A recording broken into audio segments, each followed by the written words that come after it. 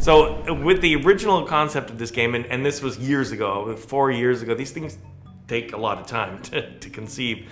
But with the original concept of the mountain, it was right when sort of photogrammetry was making its introduction, and it was possible now with affordable computers to cobble together a whole bunch of still photographs of an environment using photogrammetry, baking the textures in, and making the real world as a three-dimensional object. Really exciting, and we kind of based it on, hey, what if we could do survival situations in real world places to make it super authentic. We began with this scan of a mountain ridge. It's from the Bridge Glacier in British Columbia, and it was done by a German company, Realities.io, for a Quebec TV network, TV5, I believe. I ran into these guys at a conference and went and visited them in Berlin, and we worked out where we could get the raw assets, the photo set of this mountain ridge, and we had Will reconstruct it and optimize it for Quest. So what brought me into the project actually was I saw a post that Andrew had done online, and Andrew was asking about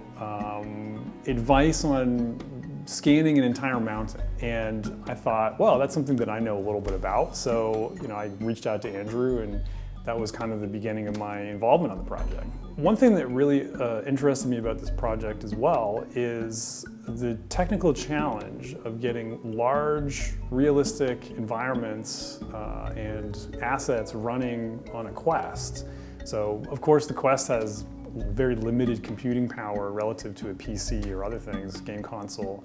And it was almost an audacious challenge at first to say, we're going to do something that is very realistic, photorealistic, but we're going to get it to run and run well on a Quest.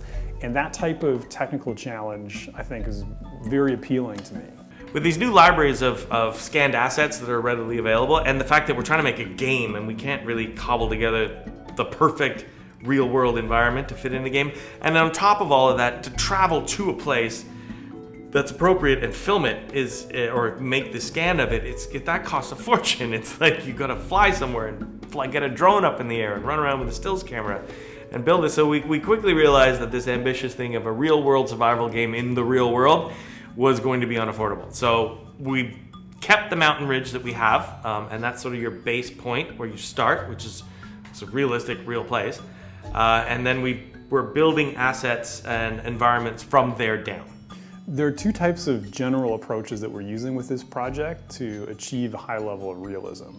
So one of those approaches is that we're using photogrammetry or 3D scans of environments in order to bring in real-world objects and things into the game. Another thing that we're doing is we're relying heavily on procedurally generated assets. So what that means is it's, say, an environment or a rock in the environment or a river in the environment or things like that that are not modeled by hand, and they're not 3D scanned objects, but they're actually created by an algorithm. So part of that relies a little bit on AI to those AI algorithms that can generate these 3D models and these types of things. You basically give it a set of parameters that you want, and then it generates that asset out of it, which is kind of an interesting way to do it.